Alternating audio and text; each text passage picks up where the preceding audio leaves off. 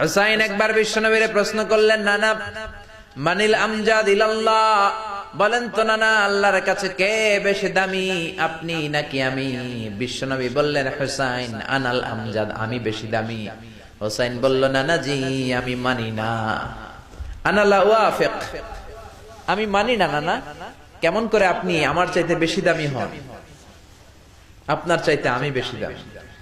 বিশ্বনবী বললেন, হুসাইন আমি হলাম নবীদের নবী, আখির নবী, বিশ্ব নবী, আর তুমি হলা আমার উম্মত, তোমার চাইতে আমি বেশি দামি।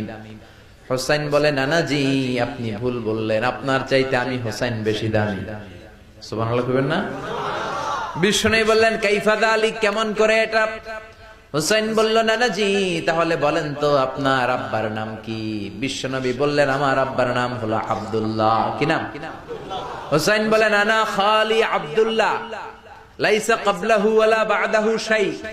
খালি আব্দুল্লাহ, সামনেও কোনো টাইটেল নাই, পিছনেও কোনো টাইটেল নাই। আমার আব্বার নাম আপনি জানেন নাকি?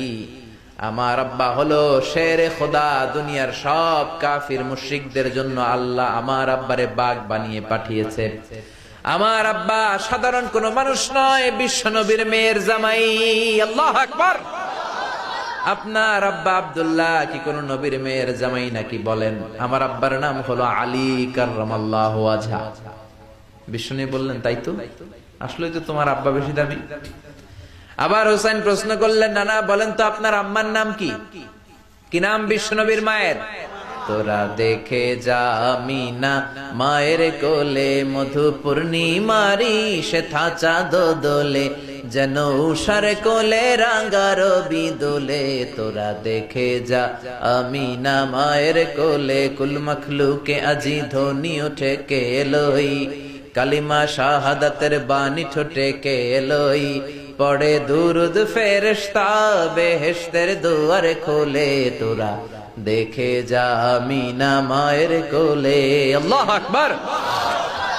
বিশ্বনবী বললেন, আমার মায়ের নাম আমিনা। হুসাইন বলল, নানা জি আপনার মায়ের নাম যদি আমিনা হয়, জেনে রাখেন আমার মায়ের নাম হলো ফাতিমা, সাইয়্যিদাতুন নিসাই আহলিল জান্নাহ। জান্নাতে সর্বপ্রথম যেই মহিলাটা ঢুকবেন, ওই মহিলাটা হলো আমার আম্মা জান ফাতিমা। বিশ্বনবী ফাতেমারে এত ভালোবাসতেন, বিশ্বনবী বলতেন যে ফাতেমারে কষ্ট দেয় সেজন্য আমি নবীরে কষ্ট দেয়, আর যে ফাতেমার মনের মধ্যে আনন্দ দেয় সেজন্য আমি নবীরে আনন্দ দেয়। বিশ্বনবী কোন সফরে গেলে সবার শেষে ফাতেমার সাথে দেখা করে বের হতেন, আবার সফর শেষ করে বাড়িতে আসার সময় সবার প্রথম ফাতেমার সাথে দেখা করতেন। ও নানা বলেন তো তাহলে কে দামি, আপনার আম্মা আমেনা নাকি আমার মা ফাতিমা?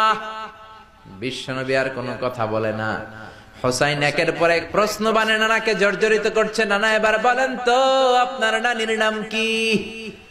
বিশ্বনবী বললেন, হুসাইন আমার নানির নাম হলো বাররা বিনতে আব্দুল উজ্জা।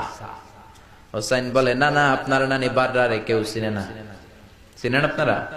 অনেকে জানেই না, ওই যে কয় নসিনি, আরা নসিনি দে, আমরা চিনি না বাররা বিনতে আব্দুল উজ্জা। হুসাইন বলে, না না আপনার নানিরে তো কেউ চিনে না, বাররা নামটা কারো মুখস্থ নাই। আমার নানির নাম আপনি জানেন নাকি? আমার নানির নাম হলো খাদিজাতুল কুবরা আত-তাহেরা। একটা মহিলাকে আরশের উপর থেকে আল্লাহ সালাম জানিয়েছেন, ওই মহিলাটাই আমার নানি খাদিজা।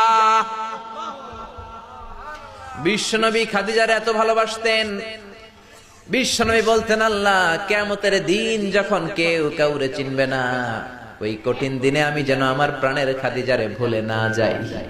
খাদিজা ইন্তেকালের পরে বিশ্বনবী নিজ হাতে দাফন কাফন করলেন, কবরের সামনে দাঁড়িয়ে দোয়া করলেন।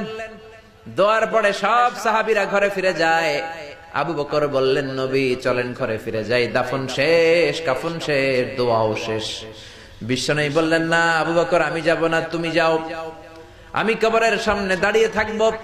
যেই মহিলাটাকে এই কবরের মধ্যে আমি শোয়ালাম রে আবু বকর, এই মহিলাটা সাধারণ কোন মহিলা নয়, আমার বিপদের দিনের সঙ্গিনী খাদিজা। মক্কায় এই মহিলাটাই আমার হাতে প্রথমে কালিমা পড়ে ইসলাম ধর্ম গ্রহণ করেছে। মক্কায় কেউ যখন আমারে সাহায্য করে নাই, তখন আমার খাদিজা আমারে ভুলে নাই। কেউ যখন আমারে শেল্টার দেয় নাই, সাহায্য করে নাই, খাদিজা আমারে সাহায্য করেছে। মক্কার লোকেরা 3 বছর শিয়াবে আবি তালেবে আমার জেলের মধ্যে রেখেছিল। আমার কলিজার টুকরা বিবি খাদিজা ওই জেলখানার ভিতরে আমার সাথে ছিল। আবু বকর, তোমার মনে চাই তুমি ঘরে ফিরে যাও, আমি এখানে দাঁড়িয়ে থাকবো। আমি দাঁড়িয়ে দাঁড়িয়ে খাদিজার কবরের 3টা প্রশ্নের জবাব আমি বিশ্বনবী নিজে দিয়ে তারপরে ঘরে ফিরে যাব রে আবু বকর।